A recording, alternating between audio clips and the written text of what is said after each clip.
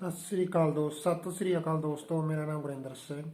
मेरा YouTube channel Sangrur die च तुहाडा स्वागत है।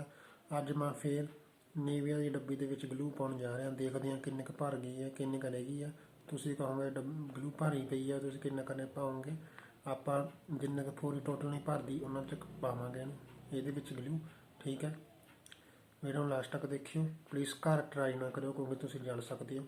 बहुत खतरनाक होट गन होंदी है। तुसीं कमेंट करके दस्सिया करो कि आपां होर ग्लू नाल की बनाईए, ग्लू गन नाल उही आपां ट्राई करांगे। ठीक है, तो तुसीं कमेंट करके दस्सिया करो कि वीडियो किवें लगदी है तुहानूं। ठीक है, भी वधिया लगदी है कि नहीं वधिया लगदी, भी क्यों कारण क्यों नहीं वधिया लगदी, वो भी दस्सिया करो।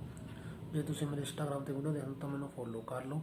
जे मेरे फेसबुक पेज ते वीडियो देखदे मेरे पेज नूं लाइक कर लो ते नाल दे नोटिफिकेशन बैल नूं प्रेस करके आल दे बटन दब लो। मेरी वीडियो सारिਆਂ नालों पहलां देखण लई।